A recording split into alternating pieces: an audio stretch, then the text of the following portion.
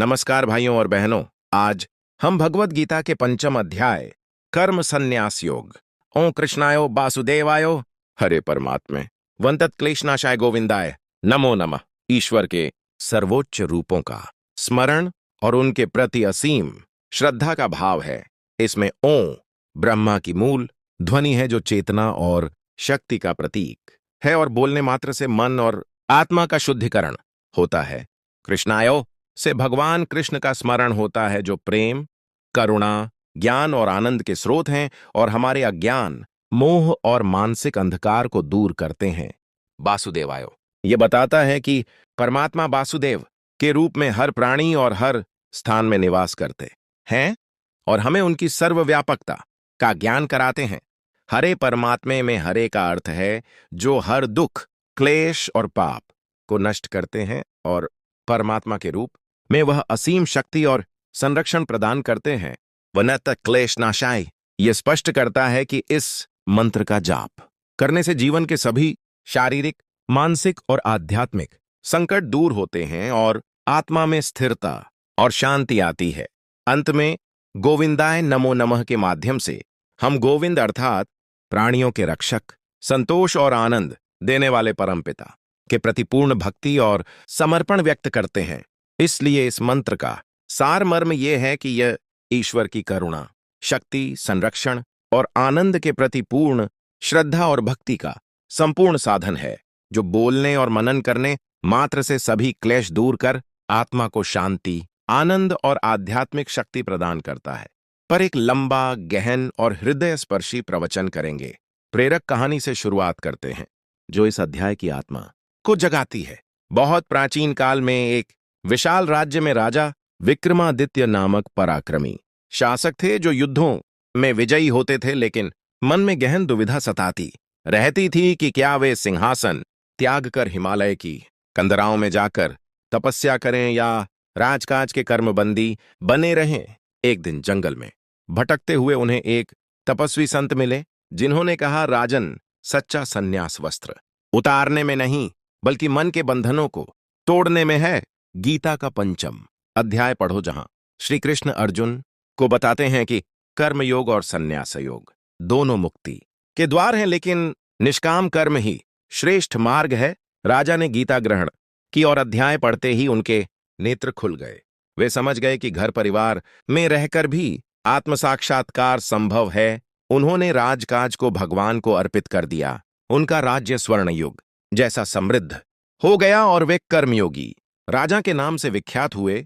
यह कहानी हमें सिखाती है कि आज का व्यस्त जीवन भी गीता के इस अध्याय से मुक्त हो सकता है, जहां श्री कृष्ण 29 श्लोकों में कर्म, संन्यास, समदृष्टि, इंद्रियजय और ब्रह्म प्राप्ति का रहस्य खोलते हैं। चलिए श्लोक 1 से शुरू करते हैं, जहां अर्जुन पूछते हैं, हे केशव, संन्यास योग्य है या कर्म योग? कृष्ण उत्तर देते हैं, उभय अपि सुख फलो, यानी दोनों ही सुख फलदायी हैं। लेकिन श्लोक 2 में कहते हैं, न ही ज्ञानेन सदृशम पवित्रमिव लोके अस्ति, अर्थात कर्म योग श्रेष्ठ है, क्योंकि सन्यासी भी बिना कर्म के जीवित नहीं रह सकता। श्लोक 3 में स्पष्ट करते हैं, जेयस्तु कर्म संन्यासात कर्मयोगो विशिष्यते, निष्काम कर्म करने वाला ही सच्चा सन्यासी है। वस्त्रों का त्याग नहीं बल्कि मन का वैराग्य ही सन्यास है। जैसे कोई व्यक्ति चक्की पीसते हुए भजन गाता रहे तो वह कर्मयोगी है। श्लोक 4-6 में कृष्ण कहते हैं, बालम वृद्धम वीतरागम, बालक, वृद्ध, वैरागी ब्राह्मण सभी में समान दृष्टि रखने वाला ज्ञान योगी श्रेष्ठ है। सन्यासी जंगल भाग जाए लेकिन कामनाएं बनी रहीं तो बंधन ही है, जबकि कर्मयोगी गृहस्थाश्रम में रहकर मुक्त हो जाता है। उदाहरण स्वरूप, आज का डॉक्टर जो मरीज का इलाज सेवा भाव से करे, फल की चिंता न करे, वह पंचम अध्याय जी रहा है। अब श्लोक 7, योग युक्तो विशुद्धात्मा, योग से युक्त शुद्धात्मा वाला मनुष्य संसार के कर्मों से असंसक्त हो जाता है। जैसे आकाश में बादल उड़ते हैं लेकिन आकाश को स्पर्श नहीं करते। श्लोक 8-9 में योगी सोचता है, न हम चक्षुषः पश्यामि न च श्रोत्राद्यपि, अर्थात मैं न देखता हूं न सुनता हूं, ये इंद्रियां विषयों में भटक रही हैं।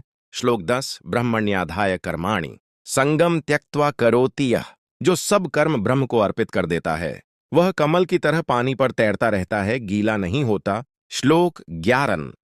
कायेन मनसा बुद्ध्यातैर वस्तु निर्वर्तते। शरीर मन बुद्धि से कर्म करे लेकिन आसक्ति त्यागे। श्लोक 12।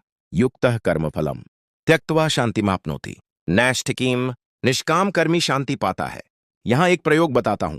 रोज सुबह 15 मिनट पद्मासन में बैठो, प्राणायाम करो और जपो। कर्म तेरा फल तेरा, तनाव भाग जाएगा। श्लोक 13। न कर्तृत्वम न विकर्तृत्वम न द्रष्टृत्वम पशुपश्चान। योगी विकारों को त्याग देता है, शरीर को भोगने वाला मानकर आत्मा को अलग रखता है। जैसे घड़े का मिट्टी से भेद, यह मृत्यु भय मिटाता है। जब अपनों को खो तो याद रखो आत्मा एक है। श्लोक 14। न कर्तृत्वम भोक्तृत्वम च गुणेषु प्रकृते परः। भगवान न कर्म कराते न बंधन देते, अज्ञानी ही बंधन मानते हैं। जैसे सूर्य प्रकाश देता है लेकिन धूलि को स्पर्श नहीं करता। श्लोक 15। नादत्ते कस्यचित् पापम न चैव सुखम ददाति। ईश्वर सबके हृदय में प्रकाश देते हैं, शुद्ध मन वाला ग्रहण करता है। श्लोक 16।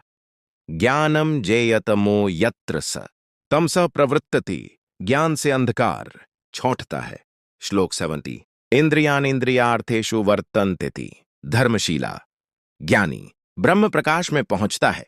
स्वामी विवेकानंद ने कहा, उठो जागो, यही इस अध्याय का आह्वान है। श्लोक 18। विद्या विनय संपन्न ब्राह्मणे गविहस्तिनी शुनि चैव श्वपाके च पंडिता समदर्शिनः।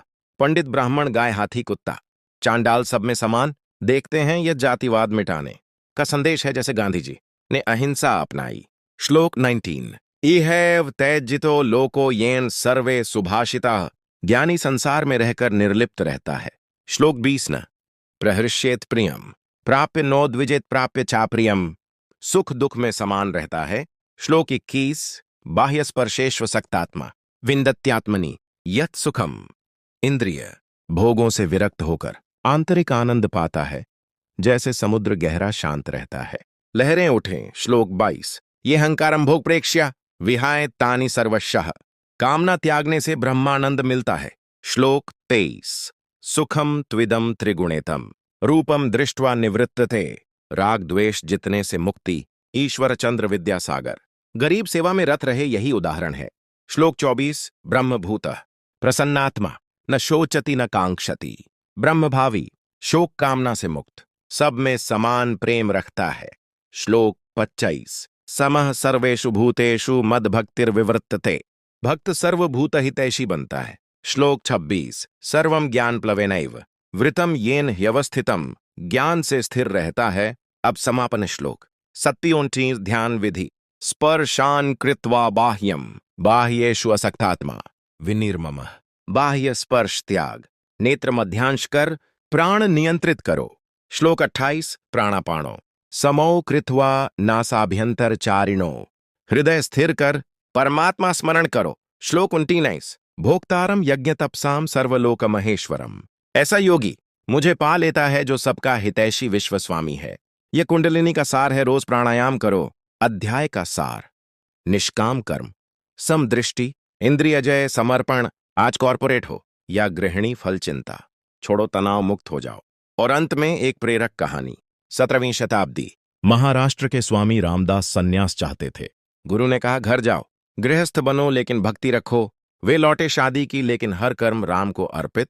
चक्की पीसते भजन गाते, पड़ोसी हंसे, चक्की पीस रहे हो सन्यासी? बोले, कर्म है चक्की, सन्यास भजन। उनका प्रभाव फैला। शिवाजी महाराज शिष्य बने। बोले, गुरुजी आपने गीता पंचम जीवंत किया। रामदास जी प्रमाण हैं, घर में रहकर मुक्ति संभव। भाइयों बहनों, इस अध्याय को अपनाओ। जय श्री कृष्ण। हरि। AUM तत्सत।